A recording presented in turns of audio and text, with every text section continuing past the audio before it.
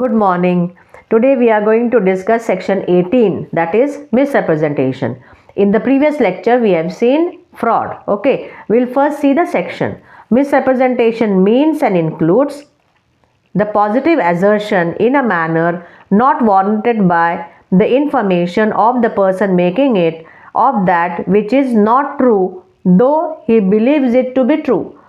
It is not true, but he believes it to be true. Means whatever I am telling you, I believe it to be true, but actually it is false.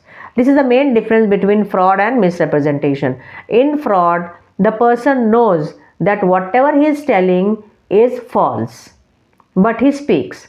And in misrepresentation, the person knows that whatever I am telling is true, but actually it is false.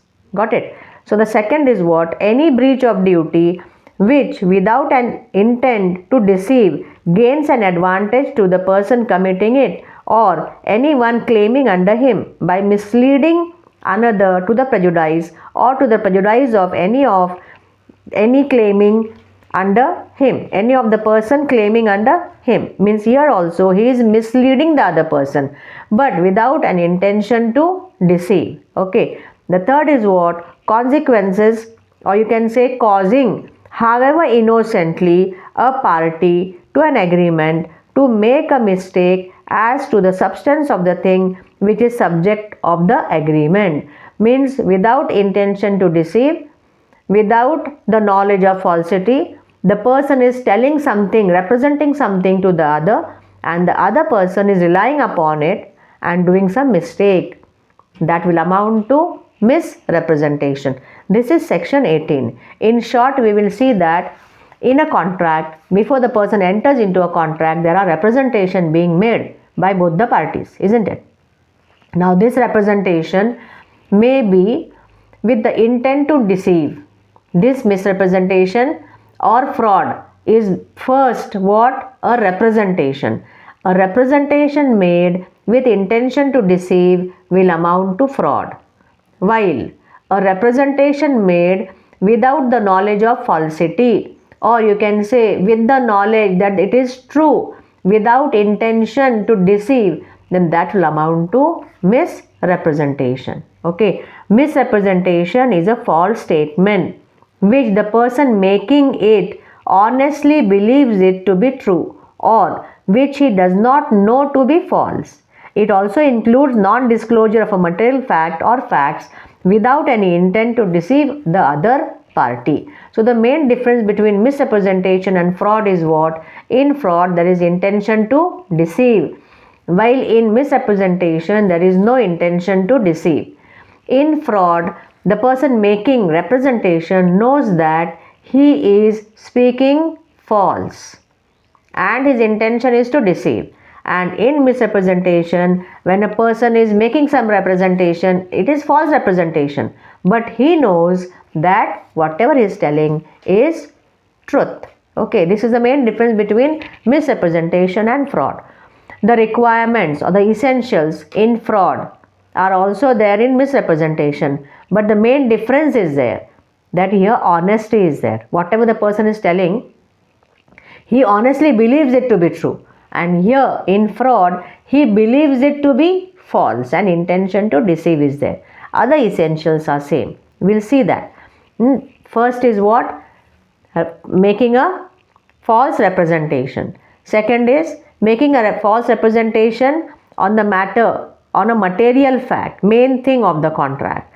Third is made before the conclusion of the contract, made with the intent that it should be acted upon, and the other person must have actually acted upon it.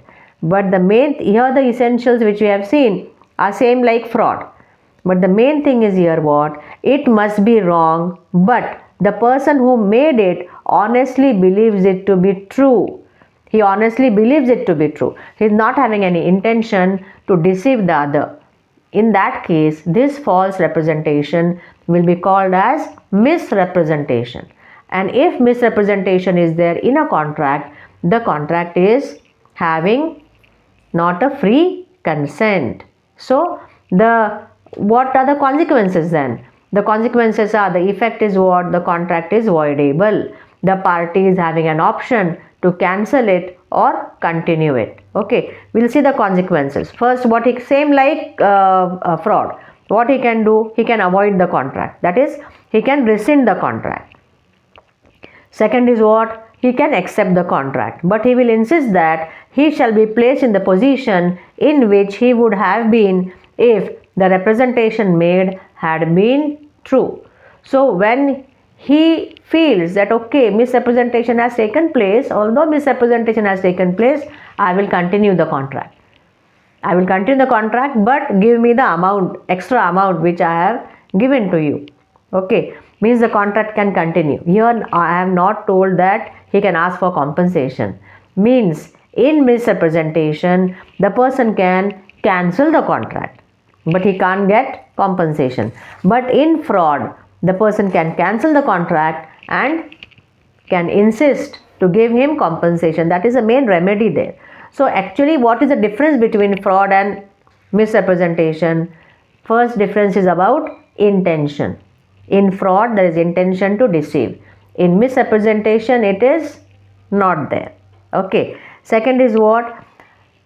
In fraud, the person can cancel the contract. In fraud, he can cancel the contract, rescind the contract and ask for compensation.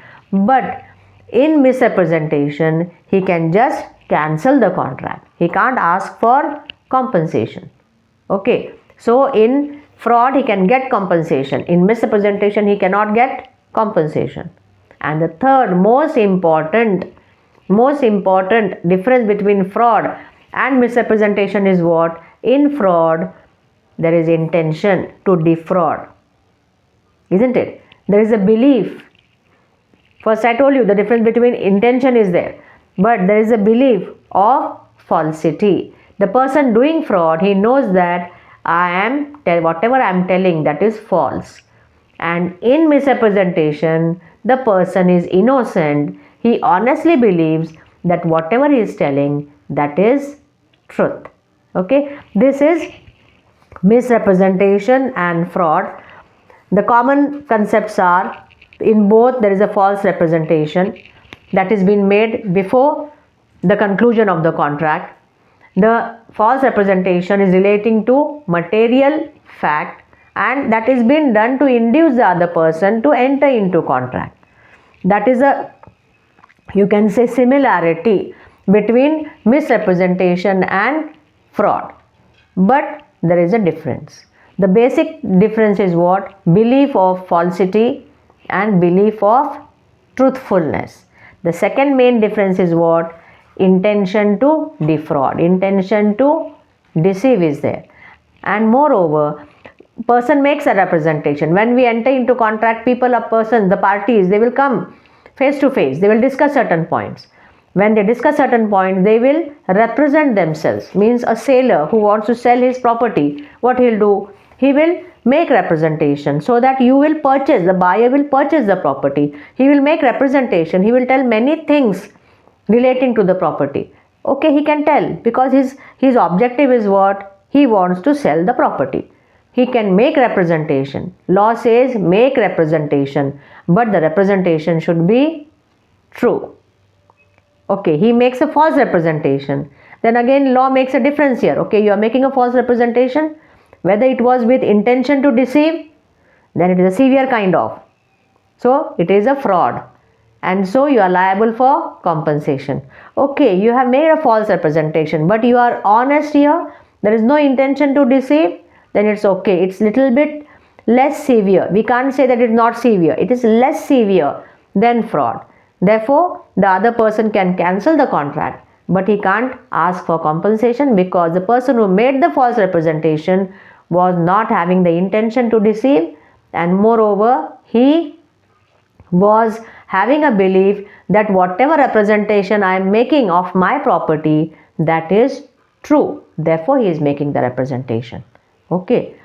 Here we have seen section 17 in the previous lecture, that is fraud, and today we have seen section 18. Okay. The further sections we'll see in the next video. Okay. Bye bye. See you in the next video.